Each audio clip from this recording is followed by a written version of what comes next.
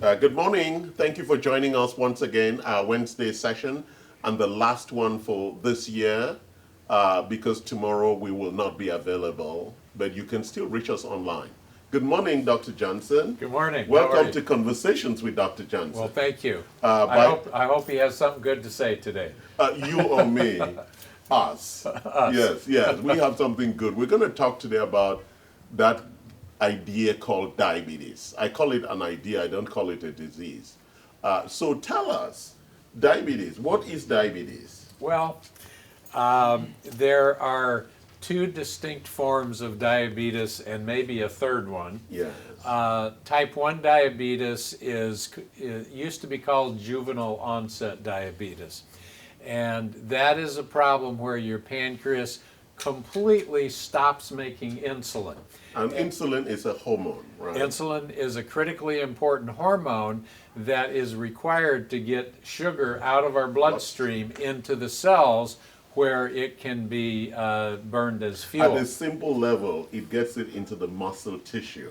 Well, I know, then ultimately in the cell. Yes. Right? Yes. And so that's the job. Very important. Listen to that, insulin. So insulin is the key to unlock the door to allow the sugar to get into the cell. And that key is a very interesting key. It is very interesting. So we're going to talk about this key Yes. soon, right? Yes.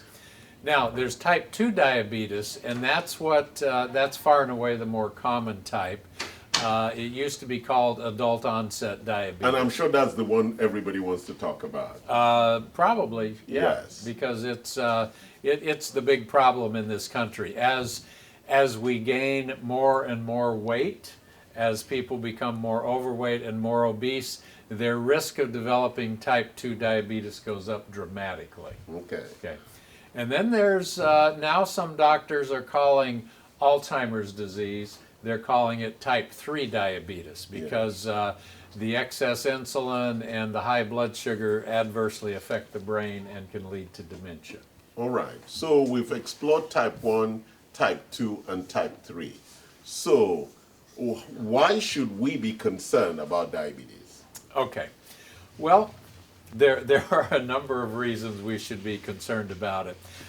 Number one, in type 2 diabetes, our cells become resistant to insulin. And so as a response to that, our pancreas puts out more and more insulin. And the more insulin you have, then the more resistant the cells All right, become. so hold on. So that's very interesting because we spoke about this key, Yes. insulin. Yes. And its job is to take sugar out of the blood Yes. into the tissue, into our cells. Yes. And so you said our cells become resistant. Why do they become resistant? Well, Is it because of racism or something like that? I'm sure that must be it. Yes. Yes. They are saying we don't like this key anymore. We want a new key. Well, basically, you can think of the key is becoming worn out and it doesn't work as efficiently in the What lock makes anymore. the key worn out? Some That- liberals have been playing with the key. I'm sure that's it. Yeah, yeah. You know, that's an excellent question. There's a lot of research going on.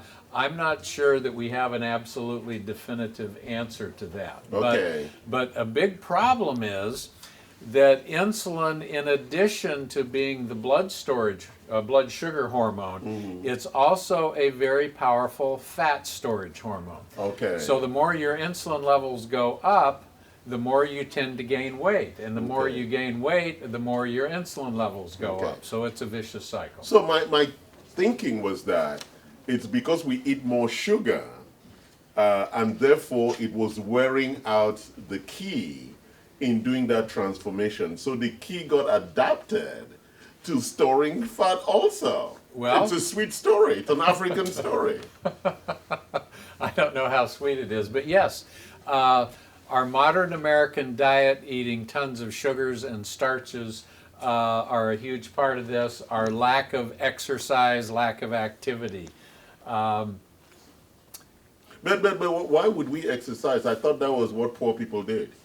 They walk, they don't have cars, Yes. they ride bicycle. And they're healthier, aren't they? What a crime. That's sadness, because in the old culture they used to call this disease the disease of the rich.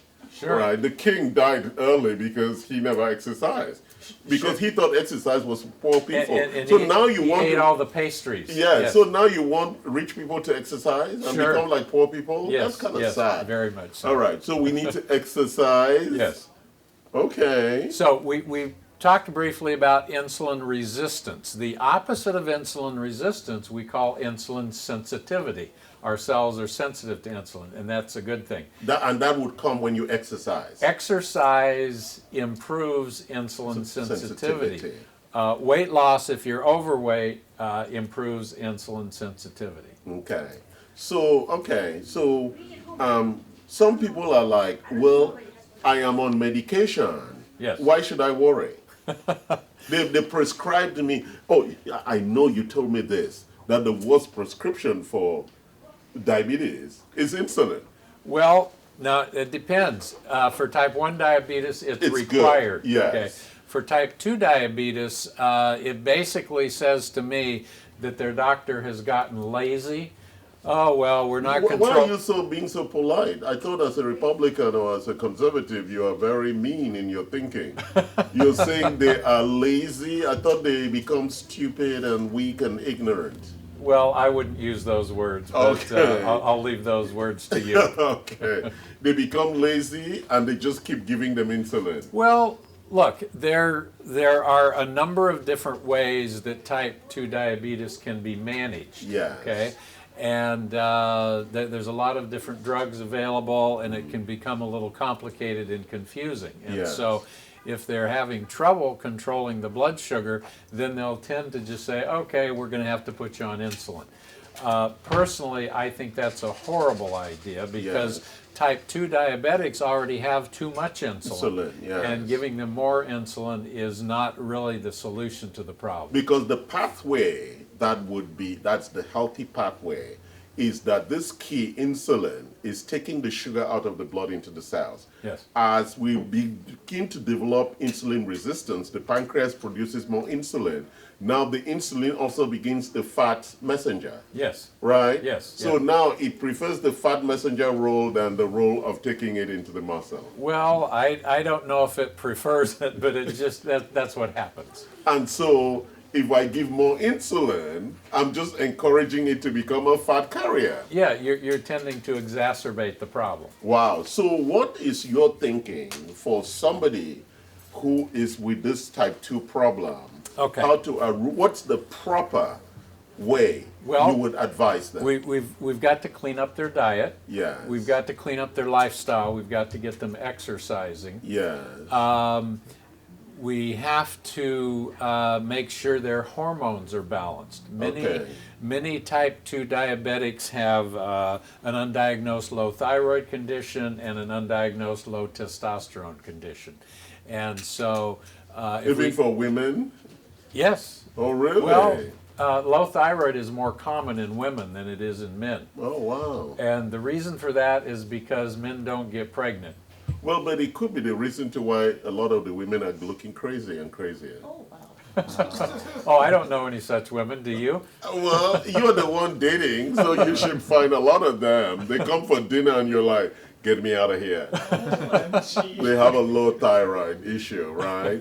So let's go. So you said about type 2, and let's talk about type 3, then we're going to go back into some of the diagnostics. Well, treatment for type 3 is the same as type 2. It's Yes. just that in this particular case, the ill effects of the diabetes are seen most prominently in the brain, So causing dementia or Alzheimer's. yeah, because we know that too much sugar in the blood causes stress, right? Yes, well, and it suppresses our immune system. So those are the consequences. Yeah, everybody's heard that people with comorbidities or underlying conditions like diabetes are more susceptible to COVID. Because, yes. Sugar suppresses our immune system Yes. very quite good. significantly. Okay. And it does so for about 6 to 8 hours after we eat that sugar. So we eat sugar at breakfast, we have that Pop-Tart. our immune system is suppressed. At lunch, we have something with sugar in it, whether it's a candy bar or coffee whatever. And tea with sugar. That suppresses our immune system all afternoon. Then we eat dinner and have dessert, and now that suppresses our immune system through most of the nighttime. And so we're susceptible to everything coming at us. Yeah, whether it's COVID, whether it's a cold, whether it's a flu. Yeah. So what are the end states? Why is diabetes such a terrifying illness, but most people are not terrified of it? Well, what are the hidden outcomes at the end state for diabetes? Everybody has heard that diabetes can cause blindness, it can cause strokes, it can cause heart attacks, it can cause heart failure, it can cause kidney failure, it can cause amputated feet. Wow. Now, what is the common thread between all of those? The answer is not diabetes. The common thread is clogged arteries. Diabetes is a huge risk factor for premature clogging of the arteries. And if that happens here, you can have a stroke. If it happens in your eyes, you can go blind. If it happens in your heart, you can have a heart attack, kidney failure, amputations. So are you saying that diabetes is really a precursor to a lot of the cardiometabolic problems? Absolutely. So it really all starts with this little key. This little insulin key, yes. This key, was this key made by white people? I don't know. Is God white? They showed us pictures of Jesus being white. I'm sometimes worried about that. Yeah, well. Yeah, so I was worried who made the key. and I wonder whether they made the key really well. Because the keys seem to be breaking very often. No, our diet and lifestyle are breaking the key. Okay. Just wanted to be clear about that. Yeah. So let's talk about prevention. How does one come to an understanding of what we should do around prevention? Okay, so first of all, do whatever you have to do to maintain your ideal weight. Okay. And what is my ideal weight, or anyone's ideal weight? Well, for a male, the first 5 feet tall, that's 106 pounds. All right. Then plus an additional 6 pounds for every inch on top of that. So you can easily calculate that. So if I'm 5'11", I should be 6 times 11, which is 66 plus 106. Yes. So if I'm 5'11", 172. 172 should be my weight. Yes. I am almost 20 pounds, 30 pounds off that. Well, then let's get cracking. I know we're cracking on that. Very interesting. Okay. So now you know your ideal weight, how to calculate it, right? Well, 5 feet, but people below 5 feet, what happens to them? We discard them? If a male is 4'11", yes, you start with 106 and then you subtract 6 pounds. Oh, really? Then he'll be just 100 pounds. Yeah. There's no fighting weight around that. That would be like, what do they call those people? Midgets. Oh my. Do those people, do they have diabetes? I've never practiced medicine in pygmy country, so I don't know. But I would be fairly certain that I didn't know Americans would call them pygmy. That's what we call them in Africa. When I came here, they called them midgets or something else. I was referring to the African pygmy. Pygmy, okay. Yeah. So it's a whole tribe, yes, I understand yes. that. Okay. I would certainly assume that if they get overweight enough and eat an American diet and don't exercise, they would have diabetes too. Sure. All right. So now, Karen, you can calculate your ideal weight. So let's go forward. So one of the prevention things. Wait a second. But for women, the ideal weight, first 5 feet is 100 pounds. Oh, wow. And then every additional inch is 5 pounds rather than 6. Oh, wow. That's amazing. So now, women are supposed to be lighter than men. This is a... I'm just checking. This is a rule of thumb. Some people have a big bone structure and they're going to weigh a bit more. Then they use excuses. Some people have a delicate bone structure and they're might weigh a little bit less. But it's interesting that God made men bigger than women. It must be for the fight, for defense and things like that. All right, so prevention. One thing is managing your weight, your ideal weight. Yes. You now all understand how to measure and know your ideal weight without getting on a scale, right? So what's the second thing for prevention? Exercise. And how often? Well, because some people think watching TV is exercise. And I'm sure you're going to tell me they're liberals that think that way. They are. How did you guess that? You're starting to rub off on me. Yeah, because they voted for Biden, and you know he's been in the bunker. I don't know if he's been released yet, but yeah, so he's not been exercising. Big problem there. Yeah, it doesn't appear that he has been. Yes. So, look, exercise should be done in moderation. I don't want anybody out there running marathons or doing triathlons. That type of extreme exercise is very bad for us. It's too much of a good thing. We actually do permanent damage to our hearts when we participate in those types of extreme exercises. Okay. So, you know, if you're used to being a couch potato, just start with a simple walk. Like to the kitchen. Like walking to the kitchen or to the refrigerator. I was thinking around the neighborhood. All right, okay, that was a long way, from the refrigerator. Yeah. Because some people have remote now to bring them stuff from the refrigerator. Robot slaves. Yeah, robots, it's slaves, yeah. And so now we've talked about weight, then you spoke about exercise. What else? Well, healthy diet, of course. All right. We need to avoid refined sugars. We need to avoid starches because our body almost immediately converts those starches into sugar. Yes. And that sugar then, with that key, is turned into fat. Well, sure. When we eat sugar and starch, our blood sugar goes too high. Yes. That triggers our pancreas to put out this surge of insulin, which is not only going to bring your blood sugar down, but it's also going to trigger weight gain for most people. All right. So that's one. What else? Okay. So we spoke about carbohydrates, refined carbohydrates. Yes. What else? Okay.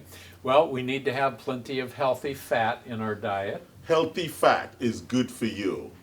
Healthy fat, like bacon? No. No, oh, you don't? Bacon is not recommended? No. I love bacon. Organic grass-fed beef. But you could make bacon from that. Well, I've never seen it. No, from pigs. Are there any organic grass-fed pigs? I don't know, but I personally don't think pork is fit for human consumption. Wow, you've made a dramatic statement. Pork is not fit. Pork is fit for who? Just for Vietnamese people? Or Chinese people? I don't know. Or Korean? Not humans. Oh, not humans. Not humans. You should not eat pork. Well, and why is that? Because I think our audience would love to know. They love bacon, guys. We're the bacon people. The answer to this is very, very complicated and involved. Do we have time for this? Yes, we do. Okay, all right. I think it's an important point. Yes. Okay. So, back in the 1920s and 1930s, there was a very famous and innovative physician by the name of Dr. Royal Raymond Rife. He invented the Rife machine, which is a type of energy healing, frequency healing. Yeah.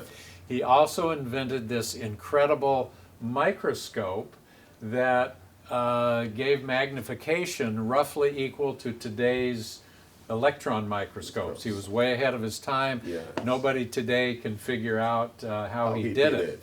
But he found that he could look at living tissue under his microscope, whereas with modern microscopes you have to kill the tissue before you can look at it. Correct. Okay? So he found that there was a certain characteristic appearance to the blood of cancer patients. Yes. Okay? And then he could use his Rife machine at the right frequency to destroy the cancer. Yes. Okay? Well, eventually he started seeing patients that had a cancer appearance in their bloodstream, but they didn't have cancer. So what's going on? Well, he eventually figured out that every single one of these people had eaten pork within 4 to 6 hours before having the blood drawn. Okay? So eating pork causes your blood to be indistinguishable from that of a cancer patient. Do you know that in the old culture, they also say that? Yeah? That when the meat from pork has a lot of worms in it. Well, that's trichinosis. Yes, And that the thing that the worms is really why pork meat is bad for us. Well, that in my village.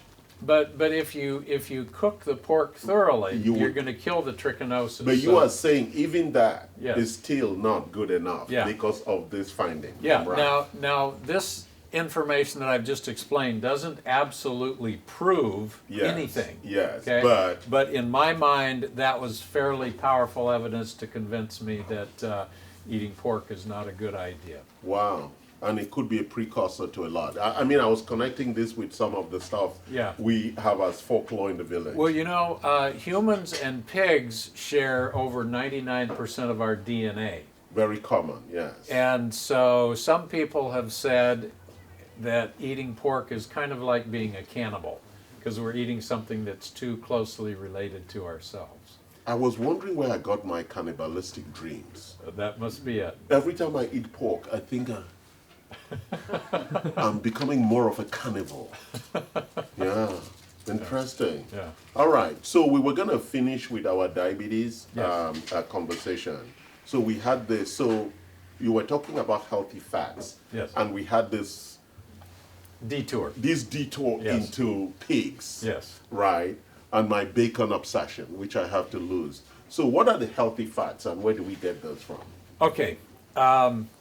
We've all been taught that saturated fats are bad for us, and actually that is not true. Our body requires saturated fats. Yes. Approximately 50% of our fats ideally should be saturated. Okay. But where do the healthy saturated fats come from? Come from things like coconut oil, come from things like grass-fed beef, organic grass-fed beef, and organic grass-fed butter. Organic grass-fed butter is actually health food. All right. So it also comes from flax seeds, right, for the vegetarians. They can get those healthy fats from that. Or the oils, the omega-3s. I was talking about the omega-3s. Yeah, which is different from saturated fats. Yeah. Okay. Yeah. All right. So you said, but there's also polyunsaturated fats and then the omegas. Yeah, polyunsaturated fats are virtually all vegetable oils. Yes. Polyunsaturated fats are poison. We should never, ever, under any circumstances, eat polyunsaturated fats. We should eat saturated fats. We should eat omega-3s like fish oil and flax. So what about olive oil? We should eat monounsaturated fats like olive oil. Okay, they're monounsaturated fat. Yes. So, but I thought also those are seed oils, and vegetable oils are all different. So explain that difference, because I think that people would love to know what you mean by polyunsaturated, monounsaturated, and polyunsaturated. Okay, well, if we had some slides on the wall, this would be easier to explain. Next time we will.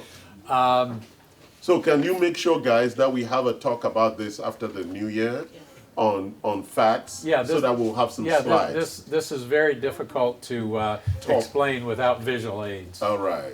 It has to do with fats having chemical bonds that are either stable or unstable. When they're stable, when all the bonds are stable, we call those saturated fats. When one bond is unstable, we call it a monounsaturated.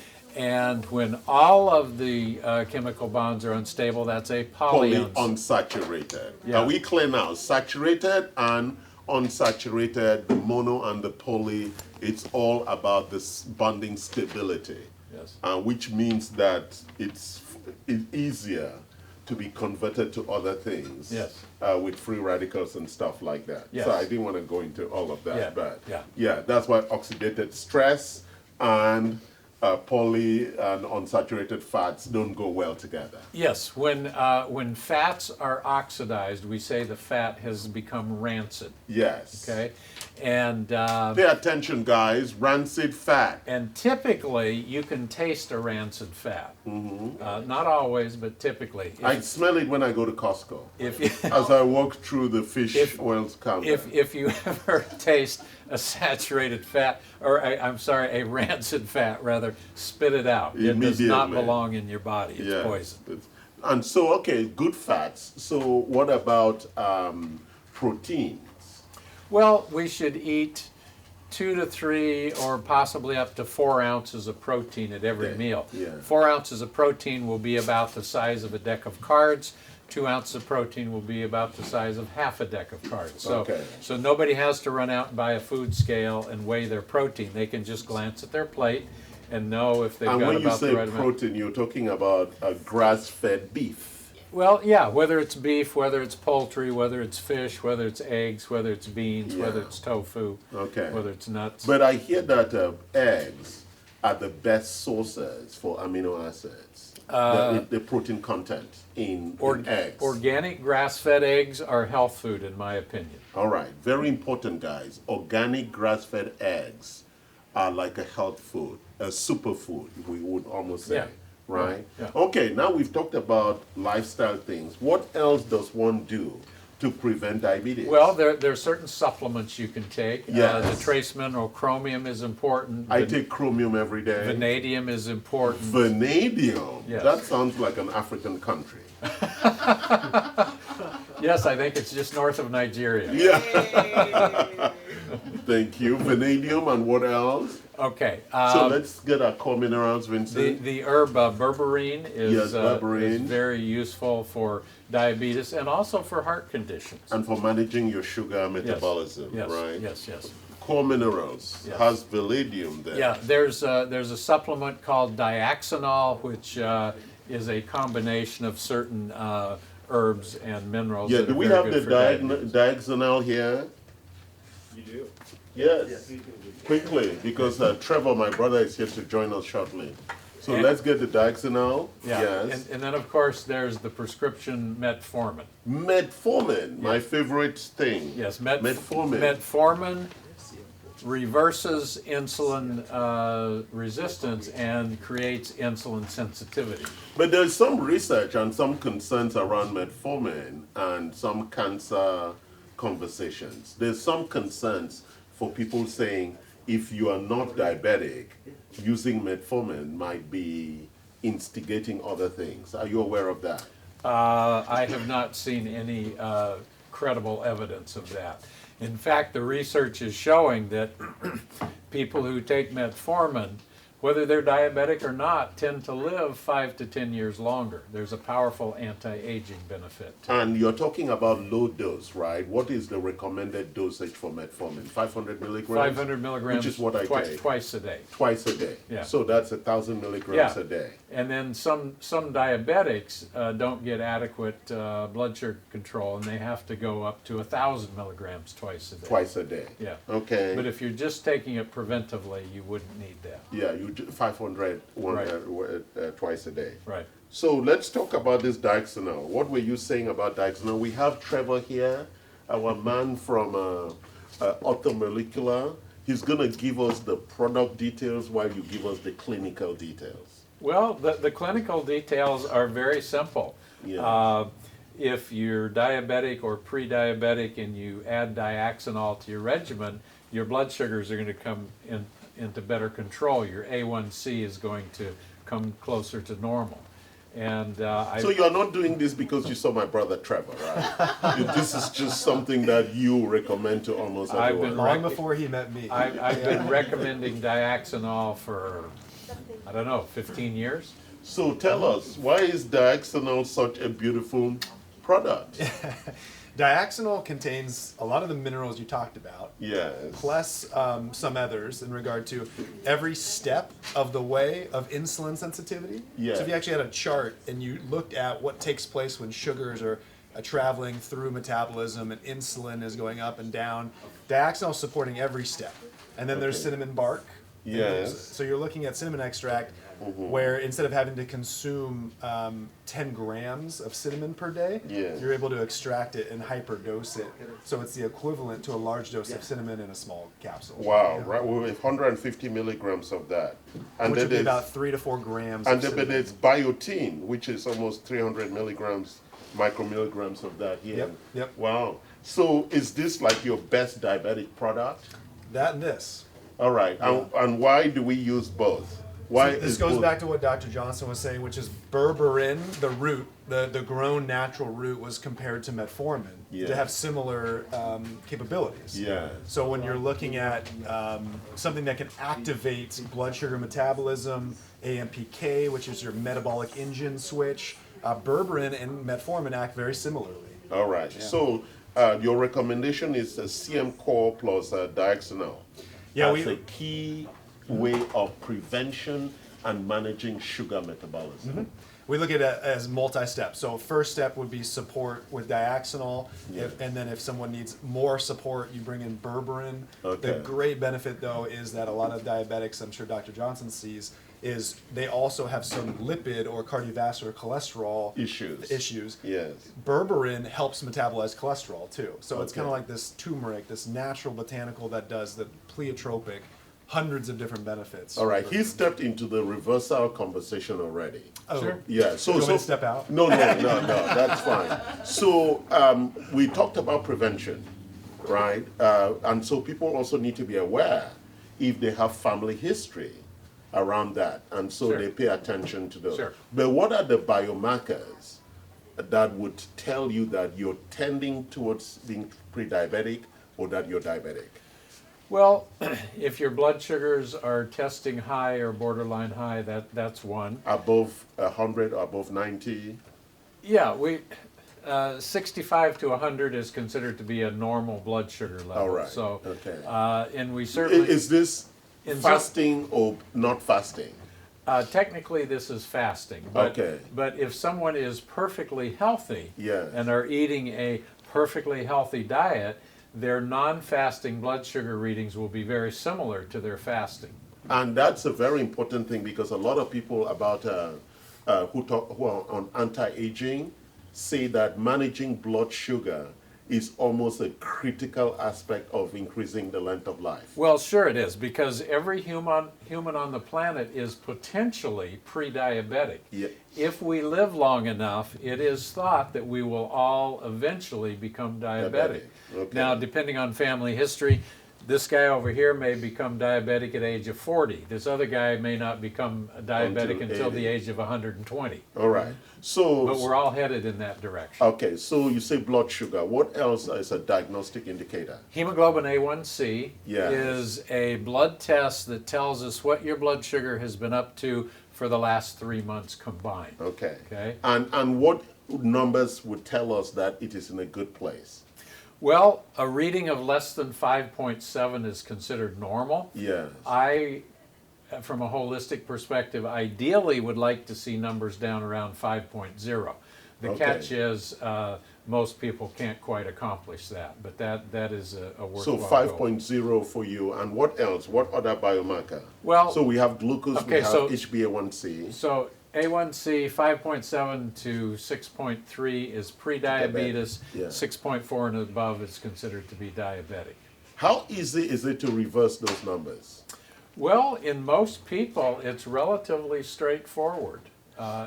We can accomplish a lot within 4 to 6 months if they're willing to do their part. Okay, all right. Now, what other biomarkers? Insulin level. Yes. Okay, insulin levels should be very low. So is that a fasting measure or a non-fasting measure, or it doesn't Both. matter? Both. Yeah, so you have to measure both. Yeah, we look at fasting insulin and And non-fasting. fasting. Yeah. Okay, so we see your body's ability, and that would tell us whether you're insulin resistant or Yes. insulin sensitive. Yes. Okay. Yes. The lower your insulin level, the more insulin sensitive You are. Yeah. Okay. The higher Interesting. your level, the more resistant What you else? are. Those are the major biomarkers. So let's turn to the vendor, to the guy who delivers the. Yeah. So what are some therapeutic interventions for people who are already pre-diabetic or diabetic? The easiest one that everyone, in my opinion, and some of the data would suggest is fiber. You have to be, and there's two types of fiber. So sometimes when you hear fiber, you think bowel regularity and getting bowel movements. I'm not talking about insoluble fiber. I'm talking about soluble and preferably fermentable soluble fiber. This will slow down the blood sugar release. So is that why these Koreans eat smelly kimchi? for probiotic benefits? Yes, probiotics, yeah. but fiber. Fiber. Because the cabbage and the things that are used, they have a lot of fiber. Yeah. And it fermented also. Yeah, and that's the other point. is- Unfortunately, the taste counteracts the benefits. Well, but that is a perception. Give, The take. taste is a perception issue, isn't it? Yeah, It's it like is. eating good French cheese. Thank you. by And the way. kissing after that. And then kissing. And kissing, Yeah, right? not good. Yeah. But The challenge with fiber, unless you love vegetables, is that people think oatmeal, and it's very hard to get fiber without carbs. Yeah. But when you're dealing with someone who wants to restrict sugar and carbs, Yeah. the last thing you want to do is introduce a bunch of foods that have a Yes. lot of carbs. Exactly. So the benefit of supplementing is you're able to take supplements that are isolated fiber without the, let's say, 30, 60, 80 grams of carbohydrate you may get if you just ate oatmeal. Yes. You know, so. And so what are the fibers you're recommending? So they come in many different shapes and sizes. Like there's a glycemic core is our product. All right, for managing sugar. And yeah. so most of that is fiber. We have that product here. 12 grams of fermentable fiber. It's based off the second meal effect study. So Alright. the study they took people who used 93 grams of glucose. Then they took the next group and they gave them oatmeal and 93 grams of glucose. And then they gave the next group 12 grams of fermentable fiber and 93 grams of glucose. And they just watched what happened to the blood sugar when you just changed one thing. And then they looked at the next meal, so lunchtime, what happened. What they found was that meal, your blood sugar was stabilized with high doses of fiber. Yeah. And the next meal, even if it was not a good meal metabolically, it was McDonald's, it was sugar, was better for you if you started your day with a high amount of fermentable fiber. Wonderful. Thank you for that. And that was a wonderful conversation. It looks like we have some questions. Yes. So going back to your food regimen and your intake. So we have a question about what's better. Oh, actually, let's start with the health. So health and wellness, you were talking about exercise. Yeah. The question was, 10 minutes on the turbosonic, is that sufficient enough exercise for someone who's pre-diabetic? Well, in many cases it probably would be. You have to take it on a case-by-case basis. And then the second question was, what's healthier, camel or grass-fed beef? Camel meat. Camel meat. Without knowing what they ate? Is it grass-fed camel or? I'm assuming. I thought camel eats sand. Sand, I was gonna say. No, they eat grass in the desert. Yes. Yes, in the wadi. Well, are you The doing wadis. wild camel or farm-raised camel? Now we're going a little deeper. Yeah, so let's just stay with the beef. Do people eat camel? Yes. Apparently so. Yes, Really? they eat camel. I'm from Africa. Yes, in the Sahara Desert. I do not know the answer to that question. Yeah. Okay, well, and then the third But one. I have camel milk. We'll have to get a double blind. And the controlled camel study on milk that. is very good milk. It's actually in my office. Camel milk is very good milk. It's very Taste testing. healthy, yes. And then but the grass-fed beef, is the best. obviously. Organic. Organic. So, and then there was a second question on that, and this is going too much into food, but someone said, is Kobe better than Wagyu? Oh, Wagyu. Connoisseur, Wagyu. beef connoisseur You. question. Yeah, they're both iconic. beef from Japan. You'll have And to. they're organic and grass-fed, and they also have a cow whisperer. So the meat is killed under conditions of zero stress on the cow. That's why you pay so much for Wagyu and Kobe beef. Yes, you'll have to let your bank account decide for you if those are reasonable. And from what I've Exactly. heard, they use different types of omega-3 foods in these Yes. Wagyu beef. So Yes. yeah, you're just getting back to the you are what you eat. Yes, exactly. Any other questions? Yeah, there's two more questions. One was, so, because you were talking about the sugars and the dietary for people who are diabetic, and you said no carbs and, carbohydrates and no... Such. Well, I Some didn't say sugars. no carbs. I said no sugars and no starches. Yes. Now, the thing that makes a carbohydrate healthy is the presence of fiber, lots of fiber. Yeah, that was The thing that makes it unhealthy is the absence. Of So, fiber. so virtually all processed foods have had the fiber removed. So we want to eat a natural whole food diet. We want to cook from scratch. So then someone... And most of the people who love processed food are liberals. Oh, okay. Because they're lazy and they don't want to make the effort of actually buying healthy food. So someone asked that question actually is soluble fiber, you said soluble fiber and fermentable soluble fiber. Which one is better and which one is easier to access? That's Well, those are synonyms. So fermentable is a type of soluble. So if you get one single type of fiber, so They offer glycemicore. Yes. It is fermentable and soluble. Oh, Yeah. that's So, yeah. the way you want to go. Yeah. Yes, that's From from a cardiovascular and blood sugar perspective. Management. If someone's trying to get their bowels, that would be soluble fiber. Got it. Thank Okay, you. That's it. wonderful. Well, thank you. And 2020 has been a year of amazing, amazing good things. We have been blessed because we're alive. The people who didn't make it have gone. Just make sure you don't go before we get into 2021 and stay with us and come here. And let's teach you how to survive 2021 also. Thank you, Thank you. Trevor. Love from visiting from Auto Molecular, and the amazing Dr. Johnson. Thank you, Charles. The incomparable. Wow. Okay, I thought I was the one who was incomparable. But it looks like you're challenging me for some titles here. We will see you next year. Love us, like us, share us, and come again. Yes, send your topics you want to talk about so we could have visiting dignitaries explore this in a lot more detail. Thank you very much for joining. Thank Bye-bye. you. Thank you. That was great. Thanks, Trevor.